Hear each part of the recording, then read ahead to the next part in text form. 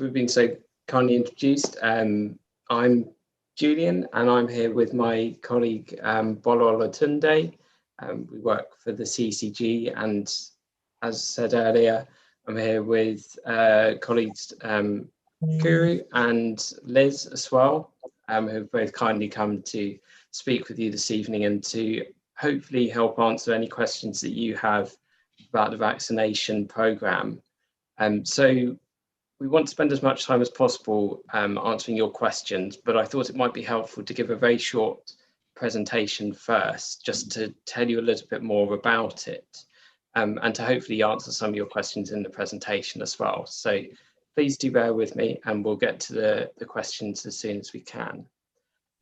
So just as a bit of an introduction, you probably know this already from the media, but there are 3 vaccines which have now been approved for use in the UK. 2 of these are currently being used by the NHS at the moment, and that is the Pfizer vaccine and the Oxford AstraZeneca vaccine. The Moderna vaccine has also been approved, but the NHS doesn't currently have stocks of that, hoping and expecting to be able to use it from the springtime. Now, I imagine most of you will also be familiar with the priority groups illustrated here on the slide, which shows the order in which vaccinations are being offered across the UK and in Southwark. So you will know that before the 14th of February, the aim was to have the vaccination offered to everybody over 70 years of age and those who are clinically extremely vulnerable in the borough, and that now we're looking at groups 5 and 6 there in the middle of the slide, which is everybody between the ages of 65 to 69 and all adults from the age of 16 up to 65 who are in the at-risk group. So how are people getting the vaccination? So where do you need to go? So there are different ways of receiving it. There are different sites. So our hospitals in Southwark do have places to receive the vaccination.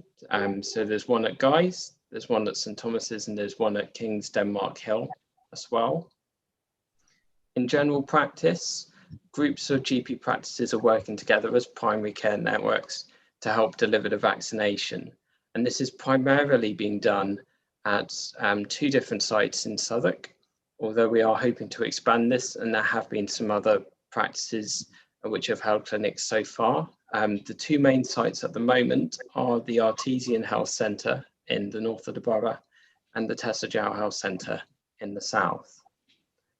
There are also mass vaccination centres, and so for an example, you probably would have read on the news about the Excel Centre giving vaccinations for people who receive a letter and are able to book an appointment there. People can also book an appointment at a community pharmacy, and we are hoping to have more sites opening in community pharmacies over the coming weeks in Southwark.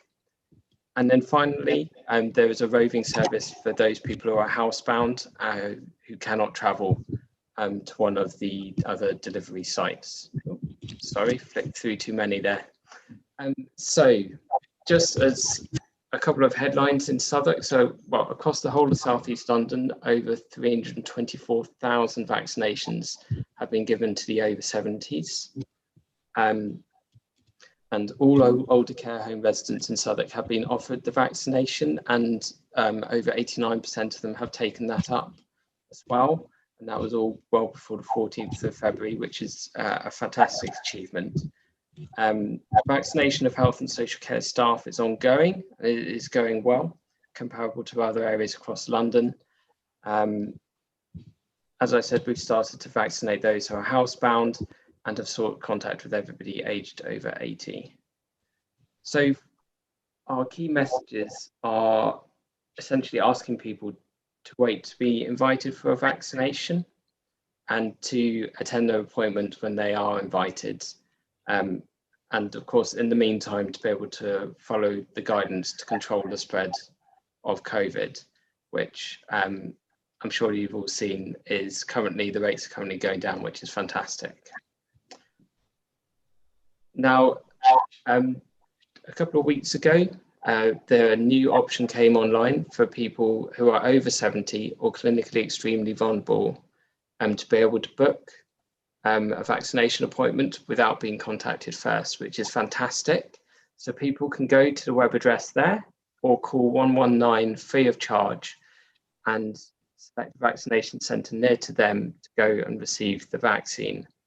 And in order to do this, you don't need to provide a huge amount of information. It's just your name and where you live, or your NHS number if you have it to hand. Liz, would you like to talk us through this one? Thanks, Julian. So I thought that in addition to talking about the vaccine, I just very briefly outline my 5 top tips for how we keep well against COVID. They're things that I try to do, but also during or my professional experience as a public health doctor, what I'd recommend. Number 1, have the vaccine when you're offered. That would probably be one of my number 1 tips. But then number 2, it is about the importance of the really basic messages of hands, face, space. So that's about keeping your hands clean, washing regularly, or sanitizing. It's about wearing a face covering, particularly, you know, when you're in crowded places or if you're in shops or something like that, where you can't, where you're amongst other people. And it's about keeping that space, that 2-meter distance, which I know we're all familiar with, but it is just about staying COVID safe. In Southwark, and in fact our neighbouring boroughs, we have rapid testing, which is free. And I would recommend that if you have to be out for work, so for example, you have to work outside your home, or if you're shopping regularly, or if you're caring for others outside of the home, and you don't have access to rapid testing through maybe your workplace, that I'd recommend considering having twice weekly rapid testing. And that allows people to pick up quite quickly if they by any chance have the virus without realizing it, because about 1 in 3 people don't realize that they've got COVID. Tip number 4 from me is to look out for each other, and it is that sort of love your neighbour, and that includes, if you start feeling unwell, about self-isolating so that you don't inadvertently spread the virus beyond, you know, in an ongoing way, and to get tested. It's about helping people who are self-isolating them to do so. And for example, through the council, we have Southwark Community Support Alliance, which works with a number of voluntary sectors and the council to help support people with financial staff and with questions that they might have, help with shopping and food supplies. And it's also about maybe consider becoming a community health ambassador. And there's a little bit more information in one of the slides later on, but I won't go into that in great detail. But it's making sure that you, community health ambassador is a kind of a group where you are given information that's up to date about the virus and how to keep well, and it allows you to feel confident that you can talk to friends, to family, and to your network and spread the kind of positive and helpful messages. So I really would recommend that if you're interested, to sign up for that. And then the last tip is about staying generally well, because if we're fit and keeping well in body, mind and soul, actually our immune system is much stronger about fighting things. It can't do it on its own, so I'm not saying that you shouldn't be doing all the other 4 things, but it's about staying active, eating healthily, for example, taking vitamin D, which we would recommend between autumn and spring anyway, for anyone who's got a bit of colour in their skin, because the British sunshine is not enough for us to make our vitamin D for us. And some people are eligible for free vitamin D tablets. They can get a 4-month pack. So speak to your GP about that, or practice nurse. It's about staying connected, because we know that if we stay connected, we are much better in basically our mind and in our soul. And it's about, if things are getting too difficult, about seeking help, and not being ashamed to say actually that you're struggling, because it is a difficult time. So I'd say don't suffer in silence. So they're my 5 top tips for keeping well. And then I'll carry on. I'll hand back over to Julian to talk about the vaccine in more detail. Thank you, Liz. So we thought we'd move on to a couple of questions which we've heard from other areas of sort of the Southwark community and from people across South East London, which I hope are helpful.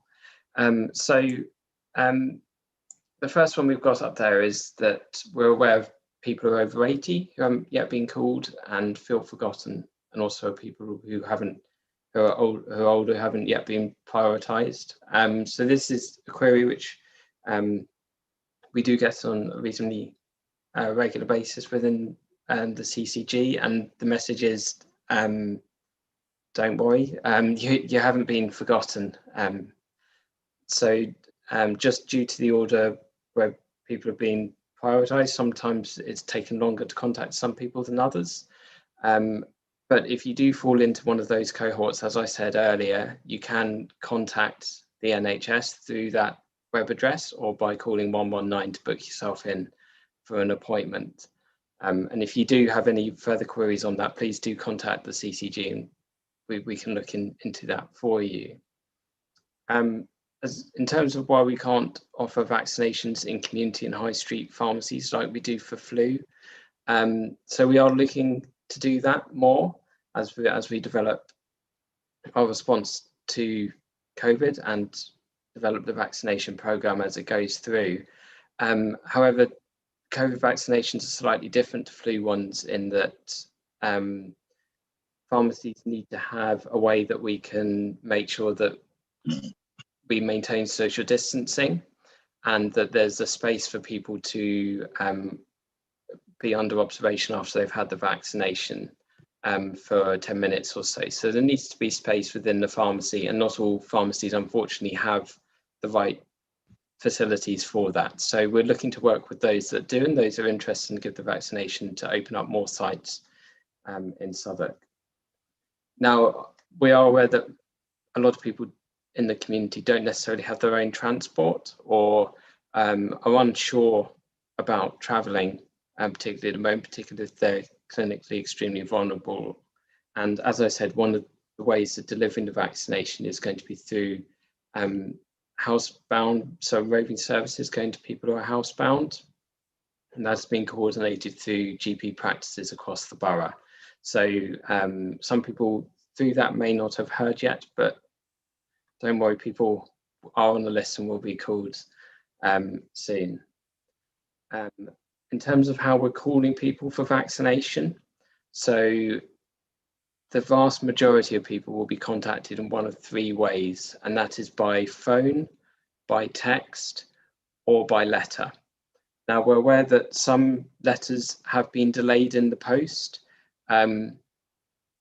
but GP practices, so the letters will be coming and inviting you to a centre such as at a hospital or perhaps in a local pharmacy. However, GPs are also contacting people, so it may be that you're contacted by both about the vaccination, and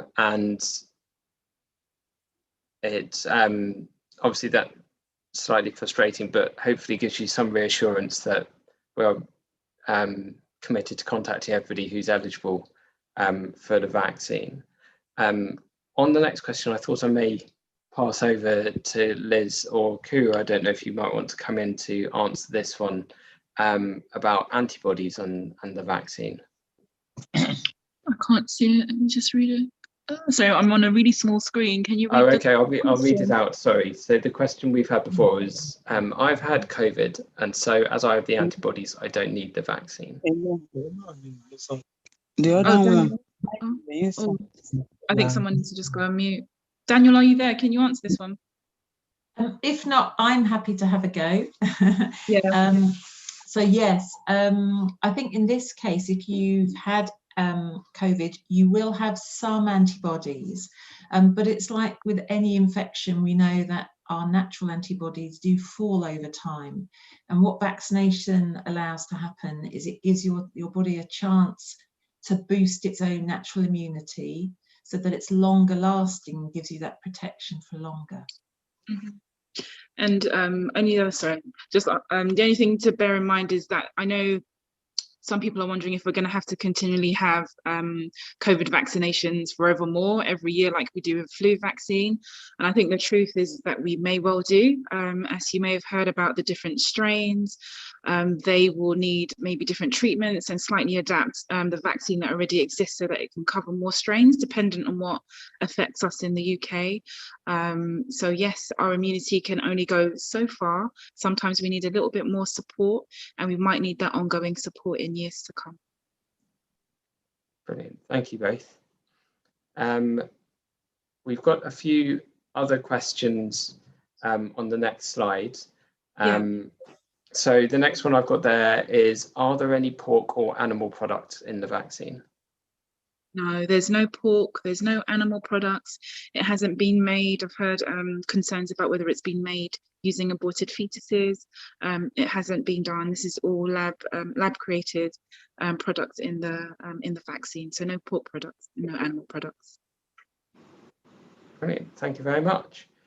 And a lot of people have asked us about how quickly the vaccine's produced, and in particular, so concerns in terms of how quickly it's being produced, and concerns about side effects of the vaccine, particularly over the longer term. What would you say about that? So it has been made quickly, but we have to. There haven't been any shortcuts, should I say? So the way to the analogy that someone gave to me was like, imagine you have a house with 5 bedrooms in it, and if you on your own decide that actually I'm going to deep clean all of these rooms, how long would it take you to do? I know it would take me more than a day. It might take me a couple of days to do it really properly, but actually if you have 5 people, 1 person in each of those rooms, each getting into it on their own with all the resources they need, it will be done much quickly, maybe half a day. And that's maybe the way we can approach this in terms of looking at how it happened so quickly. There has never been any situation ever before, ever, that I'm aware of anyway, where something like this has affected nations internationally everywhere. So we've had combined resources in terms of people, we've had combined resources in terms of finances. The pharma companies have put every other thing on hold. So every other medication or research they may have been doing has been put to the side. So there's different phases to whenever you create a vaccine or a product or a medicine. And some of these phases have been overlapping. We've had the data has been coming in, and they've been looking at it live and being able to respond appropriately. Even the smallest thing in terms of recruiting people into the research, they had volunteers way before the time that they needed them. So whereas before you'd need to have to take time, promote whatever you want to research, and then gather your thousands of volunteers, but they had volunteers just at the time that they needed to. So basically there was a lot of overlapping processes that took place to get us to the place that we have now, but there were no shortcuts. So the research had to be robustly reviewed. The MHRA, which is our medicines organization, had to make sure this was safe, going through the same procedures that they would do for any other vaccination or any other medicine that we have to have in the UK. So it was done very quickly, only because literally everybody's resources were pooled, and there was tons of investment financially and time-wise into getting this out. And we had to do it quickly because we need to save lives. As you can see, how many lives have been lost due to COVID in the past year. It's been tragic. So there was definitely a very big incentive to get it done this way. Brilliant, thank you very much. Liz, was there anything that you'd add to that from a public health perspective? No. Perfect, brilliant, thank you. Another question we've been asked before is, does the vaccine change your genetic makeup or perhaps contain a microchip? Do you want me to answer that? Yeah, please. Yeah, okay. I mean, we hear concerns from everybody. There's a huge amount of information out there, so. That's fine. So no, it doesn't change your DNA. So the whole point of the type of vaccination that it is, it's an mRNA vaccination. I think the simplest way to think about it is it's a messenger. So it's telling the body that this is the message that we want you to code. It can't change the information that you've been born with. So the DNA that you have when you're born is the DNA that you're going to end with. And this is not a medication, it's not a device, it's not anything like that that can change your DNA. It's not intended to do that.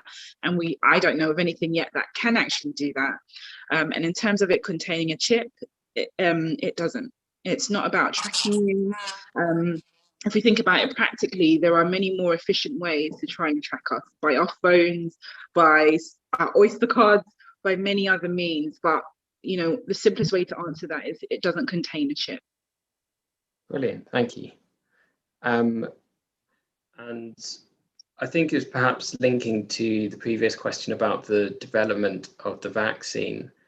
We've received comments from people who don't sort of trust pharmaceutical companies in terms of development of the vaccine, or some people who perhaps think that there hasn't been that much testing done and wondering if different communities are perhaps being used as guinea pigs for the vaccine.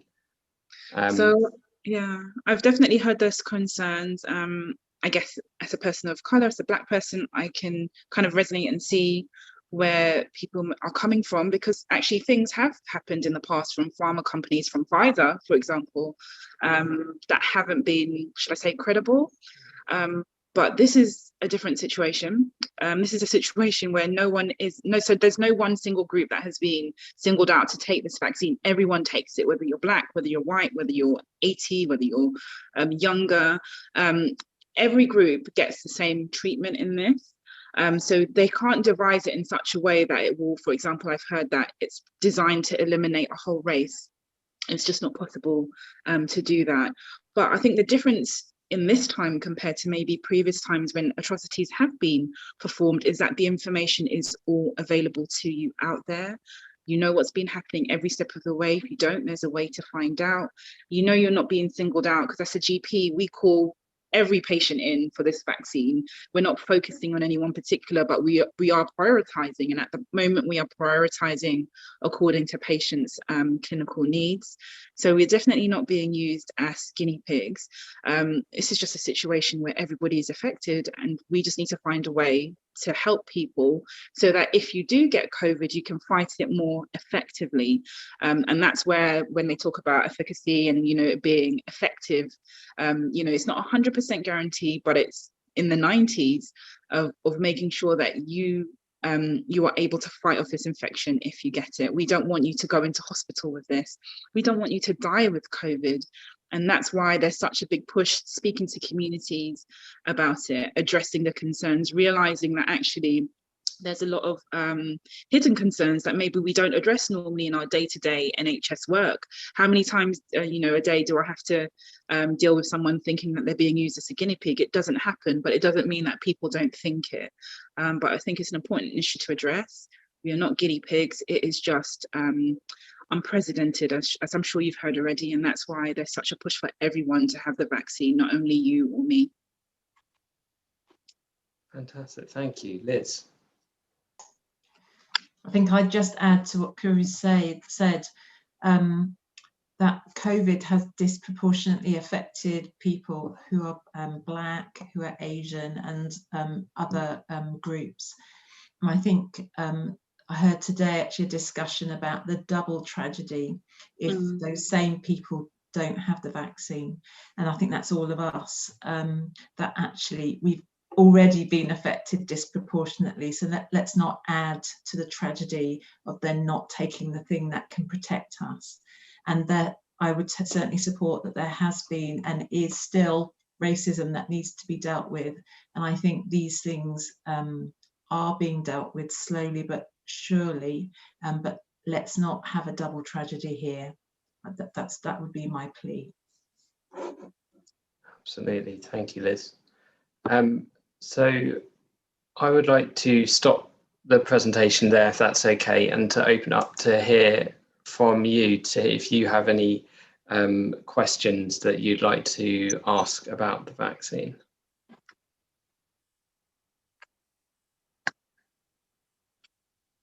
I think everyone's taking in that information. No, there aren't any questions, but please, everyone, again, those that have been joining, we've had the medical professionals speak to us and giving us that comfort, giving us that information to make an informed decision on taking the vaccine. I have a question here from Mrs. Elizabeth.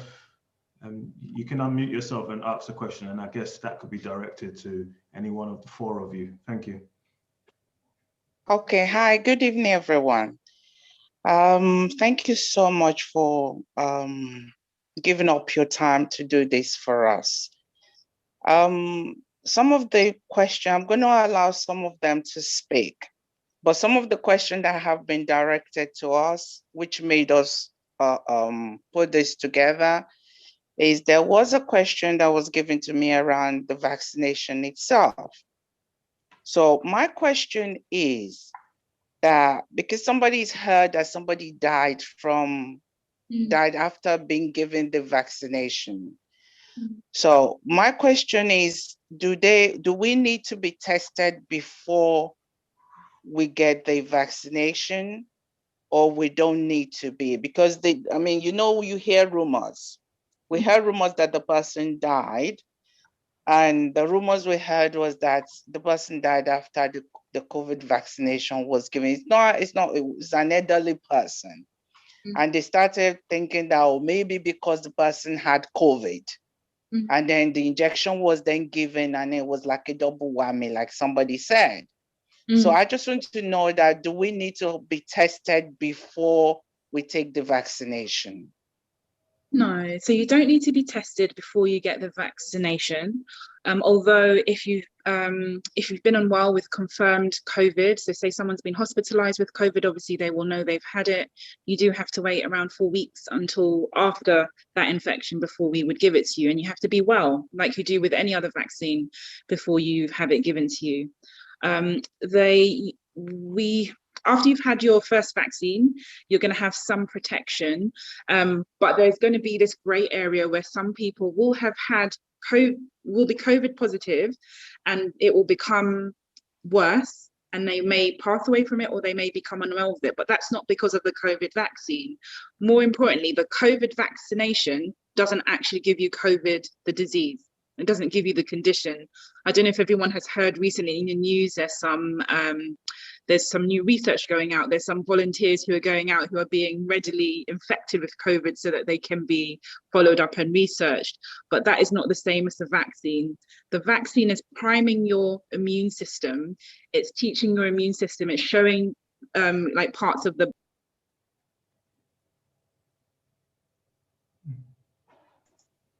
Akuri, you've gone on to mute, sorry. Sorry, I don't know how, you've gone on mute. Ooh. Akuri, sorry. Kuru, you're mute.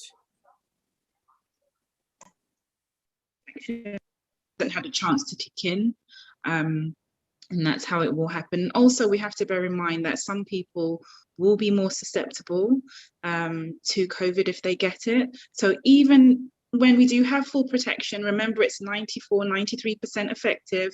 It's not 100% effective. So there will be some people who it won't work for, but the vast majority it will be very effective for. Okay. I hope that makes sense. Please let me know if it doesn't make sense. Yes. Thank you. Yes, it does. Thank you very much. Yes, it does make sense. Okay. We have a question that's been sent to me via the chat. So I'll read them both out, and then maybe someone else can answer. It's up to you. Yeah, and I think Dr. Asigbe wanted to say something as well to contribute. Yeah, sorry, I just want to say, just in relation to that question, I just want to put it a little bit in context that people die and not meaning it's in a bad way. And so, like, even if we look at the total number of people that are in the studies and they had a vaccination as part of the trials, some of them would have gone on to die of natural causes, and that's part of life. And so, because somebody has a vaccine, it doesn't stop them from dying from natural causes as well. And in something as the biggest vaccination program we've had in so many years, there are people that are going to die, especially if they're elderly and they've got other medical problems. They're going to die of other medical problems as well. And so I think the danger obviously is the fact that because there's so much conspiracies and so much distrust and a lot going on around the vaccine, people can tend to attribute it to the vaccine. But just to be aware, actually, that normal life is going on. People are still having heart attacks and strokes and everything else. So that's just what I wanted to add to it. Thank you. Thank you. Two questions. What are the main, I believe this may have been covered, but what are the main side effects of the vaccine? This is a question from one of the Zoom participants. So what are the main side effects of the vaccine? And then the other one, I don't know, sorry, one of the doctors or the medical professionals can note this one down as well. If someone has already had COVID symptoms, were mild, treated with paracetamol, is the vaccine, and does the vaccine currently fight the variants, and why should they still take the vaccine? So I don't, that's sort of like a 2-in-1 there. So I can read it out if you want me to. So I guess what my understanding from that question is, they've had mild symptoms of COVID. Yeah. They were given paracetamol to treat it. Yeah. And then I guess the B part of the question is, with the vaccine, does it currently fight the different variants that we're hearing about now? So with regards to side effects, it will just be like, I don't know if many of us have had the flu vaccine. So if you think of any side effects you can have with regular vaccine, it would be the same for the COVID vaccine. So I had it, and I had a really, really sore arm for a couple of days, and it settled down. And I was well apart from that. Other people I know have had fever-like symptoms or felt like they've had a really bad cold. But these are things that have all improved. So usually we would expect you to feel better within around 48 to 72 hours. And then it will resolve. Anything that's lasting longer than that would need a review to make sure that actually, is it the COVID vaccine or is it something else? So no significant side effects, including death actually, that I am aware of, or that have been reported to me. And I work in a vaccination centre, and I haven't had any patients that have been booked in with me afterwards saying they've had the vaccine and they feel really unwell because of it. Thank you. Oh, okay, there's a second part. I don't know, does someone else want to answer the second part, or I can continue? Yes, no, I'm happy to pick up the bit from the question from Ensho, who was asking about whether the vaccine currently fights the variants. And certainly what we're seeing is that it fights a good proportion of the variants, it fights the variants to a good proportion. So there's still, we still think that the vaccines that have been created will fight the current variants.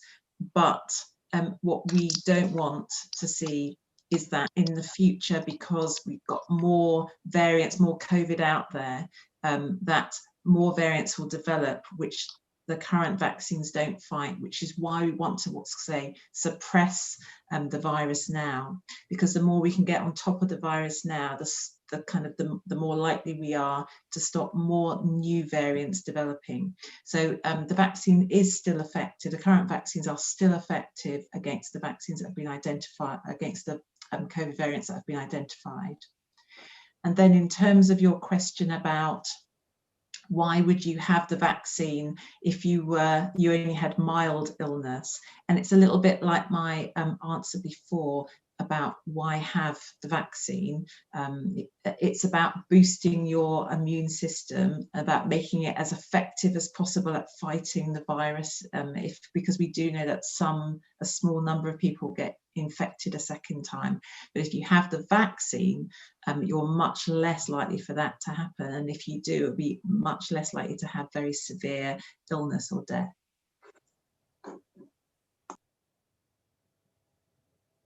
Okay, I think there's one or two more questions from the chat. Here's one about the vaccine and fertility. Is there anyone that can the question is, what if someone's, I believe the question is asking if someone has or is with child or wants to maybe start the pregnancy journey, can they still have the vaccine? Sorry if I'm not getting the question right. I'm just trying to reread. What if someone still wants more? I can start it. I'm sure maybe Daniel might be able to add to it. But at the moment, the recommendation is that if you're pregnant, that you can still have the vaccine if you're in a high risk group, and it's thought that actually your risk of having COVID while you're pregnant is likely to put you and or both of you and your baby at harm. So we do it. I've had a patient the other day who's fallen pregnant and she's in a high risk group. And it was a real challenge for her, like, does she take it, does she not? So we ended up having to refer her back to her hospital specialist to see if it was the right decision for her. And she actually wanted to go ahead with it. But based on the research that has taken place, because there's so many people who've been in part of the research, they naturally fell pregnant, even though pregnancy isn't part of, the criteria to be part of the research initially. And so far, there haven't been any adverse events in pregnant women who have had the vaccine, or to our knowledge that there's any adverse event on your fertility.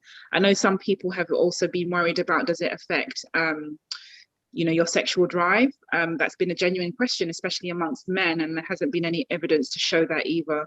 So at this moment in time, there's no known side effects in pregnant women, not known to affect your fertility, but we are still cautious with pregnant women. We don't give it to all of them. We give it to them if there's a genuinely high risk of them falling ill with COVID, and we think they're likely to die of COVID sooner than anything else.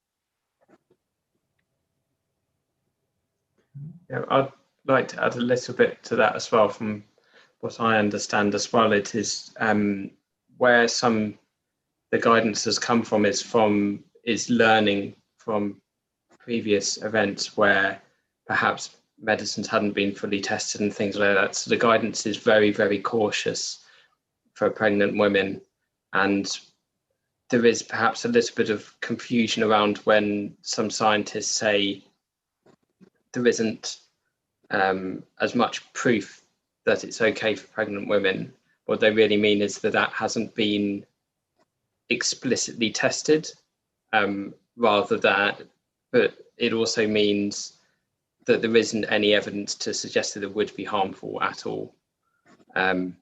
So that there is that slight difference there as well. So at the moment, as Kari said, there isn't any evidence at all that it affects fertility in any way. Thank you very much. I think there's one more. What about, can we have any information about those that already have conditions such as diabetes? Does the vaccine affect that? No, so the vaccine won't affect your long-term conditions, but in fact, your long-term conditions might feed into whether you're at a higher group or whether we think that you should be taking the vaccine. So I haven't heard anyone again come back and say they've had it doesn't exacerbate like your diabetes or your blood sugar control or your blood pressure or anything like that. So no. Okay. I think that may be it. Is there any more questions? I was just gonna, can I add to that as well? I was just gonna say, because some people are that've got other conditions are worried whether basically these conditions were part of the trials, and I'll say yes. So there are people with diabetes in the trials, there are people who had HIV and lots of different medical conditions. They were all in the trial. People with arthritis, including inflammatory arthritis, they were all part of the trial. So these vaccines have been tested on them. So just in case people are wondering, it's been tested on all different populations. Thank you. So I was just going to say as well that, it's really important, not only, I hope your questions don't just stop with the COVID vaccine. I'm a Christian, I'm a doctor as well. I've been working in South London since 2012. I used to actually work at the GP surgery up on Sternhall Lane. So I know the area well. But these are the questions that you should ask about your health generally, because I think these are the things that are sometimes a stumbling block to us actually improving our health. Sometimes you may get a medication and because of your concerns about them, you just don't take it, as opposed to asking the questions. So it's really important. Don't feel, I don't know if the word is afraid, but don't feel that you can't challenge a doctor or a clinician or a nurse when they present something to you, because I would prefer that you're really fully informed and know the decision you're making and feel confident about it, rather than you didn't say anything at all. So, you know, COVID vaccine shouldn't be the last time you ask questions about your health. It shouldn't be the last time you ask for a webinar from the NHS. You know, we have so many other health conditions that we need to be mindful about, and just feel really empowered. I'm really encouraged that actually there's people out there who want to know more. I think it's really important. Fantastic. Right, I think I'm just trying to see. Oh, sorry, there is one more. Is there a recommended vaccine? So obviously we've heard of Pfizer and the Oxford. To take it if considering. So yeah, so again, this has gone back to pregnancy. So is any of the vaccines, does it favor when it comes to family planning? No. And when the surgeries don't even know what vaccine they're going to get until maybe the day before. So no, you get what you get, but there isn't one in terms of family planning that you need to take over the other. So no. I've got a question actually. What obviously different pharmaceutical companies make different vaccines. Obviously, and I know COVID has affected everyone differently, but as someone not knowing much about the medical field, why are there two different vaccines for like this? It's called competition. So everyone, you know, there is no monopoly. You can't have a monopoly when something like this happens. So we couldn't just say only Pfizer can create a vaccine. So different companies will have different maybe ideas in terms of the type of vaccine they want to produce, and they produce something and then it still has to go through the rigorous testing to make sure that it's safe and effective to use. So there are loads of companies out there who are trying to make the vaccine. Not everyone will make it to a surgery to be administered to you. So that's the reason why there's more than one. Sorry, can I just quickly ask, because I had my hands up, can I just ask a question and say that my question's actually split into two.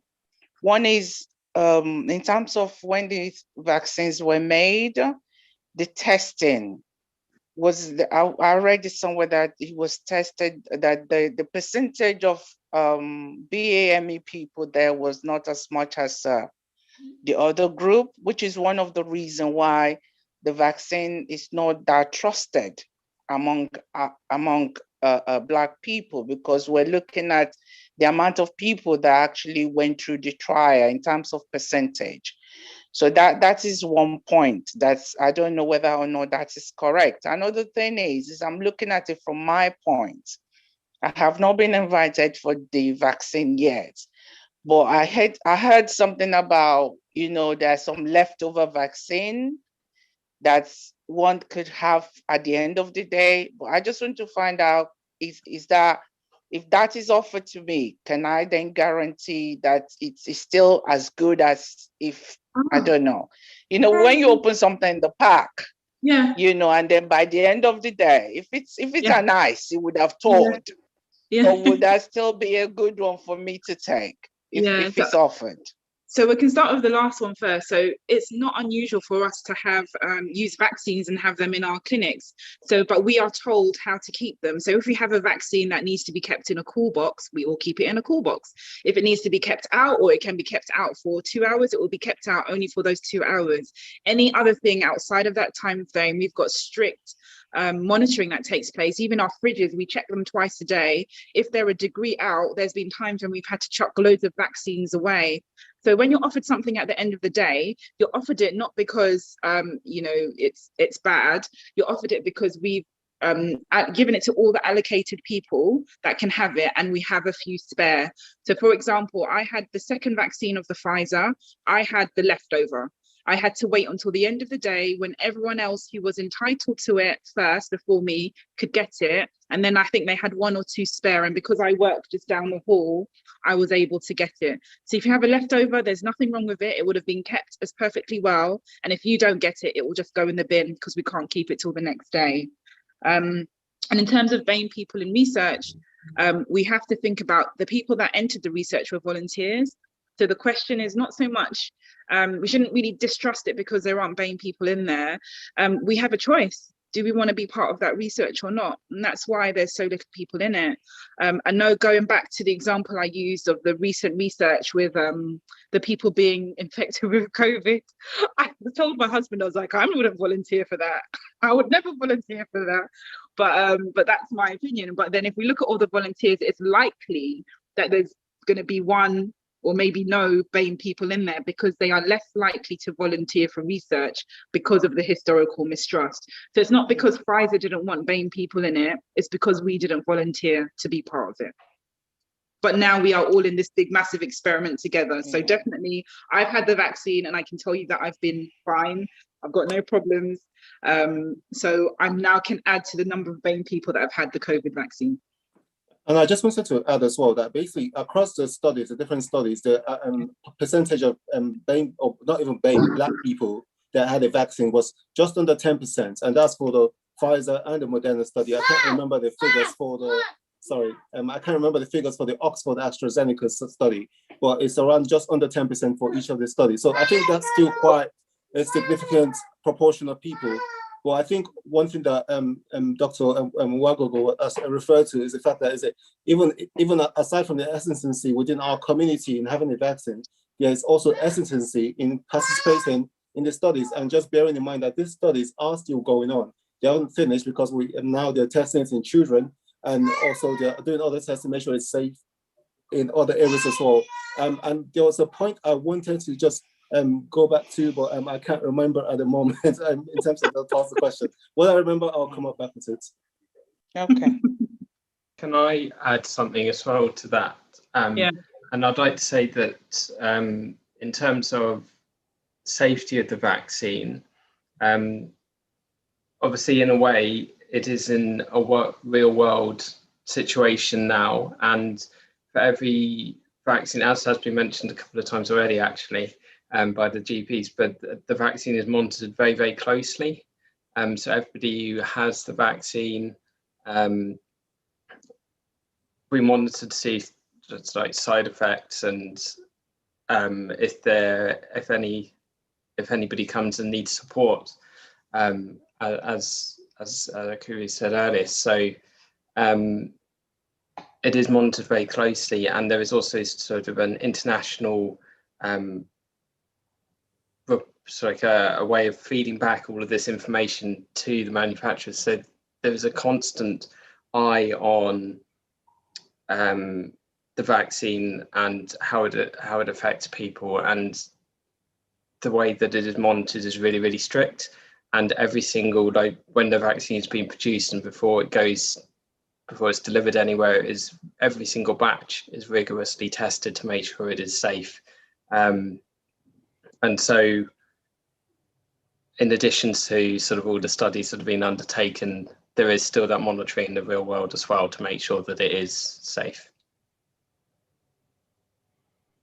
Thank you.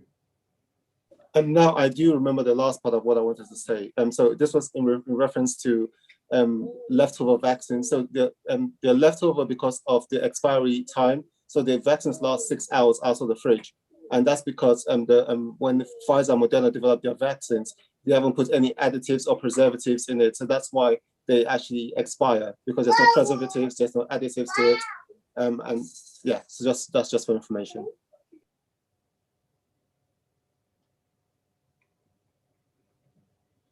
Right, I'm just looking around to see if I've missed anyone with their hands up.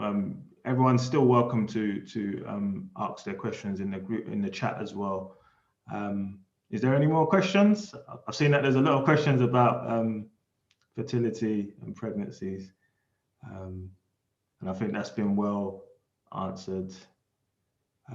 I believe everyone has been informed, unless there's someone shy. Go in once, twice. Oh, one more. Sorry. Can I just point out that if you look at the questions in the chat, a lot of them is around young people trying to get pregnant and worried about the vaccine.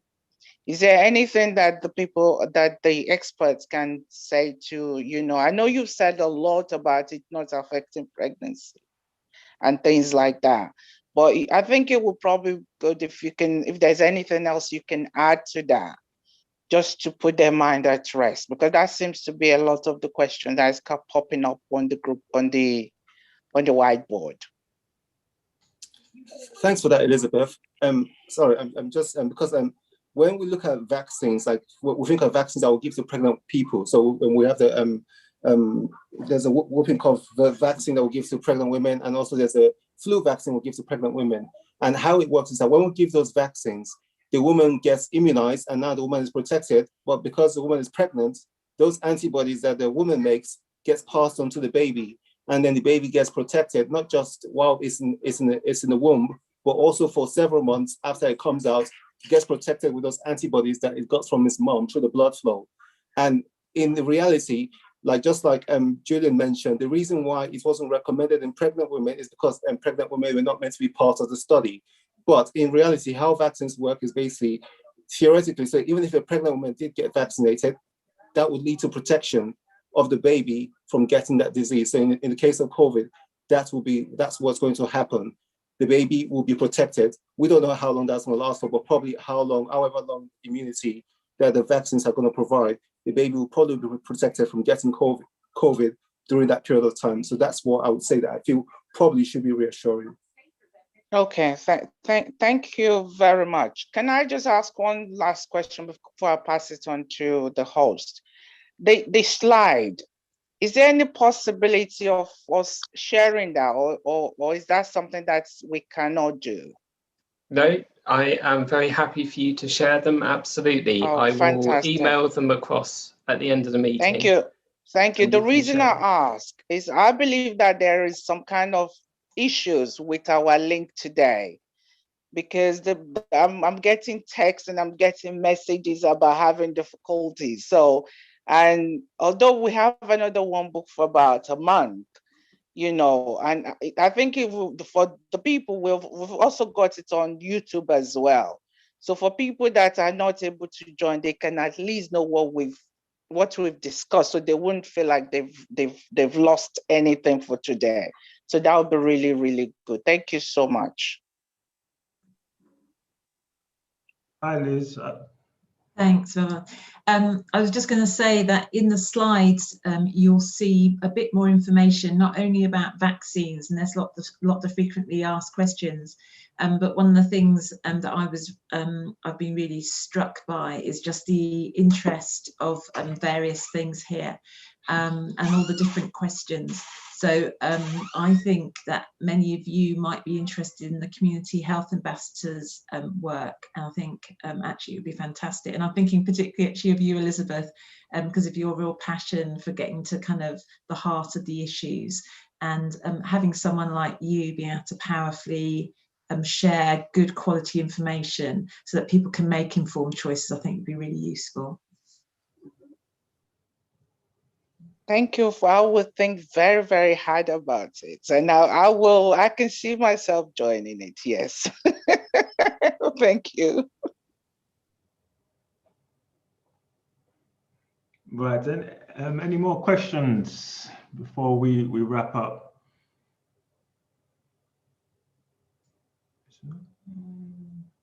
Okay, right, so I guess it's time to end it. I would like to say a massive thank you to Julian Walker, Liz Brutus, and where have you gone? Naruku and Daniel. Thank you very much for offering up your time this evening to put the community's mind at rest and give us some information to make an informed decision. I believe you've been able to tackle questions such as people having COVID already, how the vaccines are kept, why there are different types of vaccines, and who can take the vaccines. Again, I believe in the conversations that have gone on, the slide will be shared. And so again, anyone who wants to read upon that, they'll have that to hand. And yeah, just again, thank you very much for giving up your time to speak to us as a community and as a church. Thank you very much. Absolute pleasure. Thank you for inviting us along. Right, I think I shall end it there. All right, thank you. Thank you Bye. so much for coming. Thank you for your time. We're so grateful. Thank you. Thank you. Thank you very Thank much. you. Take care, everyone. Thank Bye. you. Bye. God bless. Okay. Thank you. Thank you. God bless. Thank Bye. you very much. Bye-bye, Bye. everyone. Bye. Bye.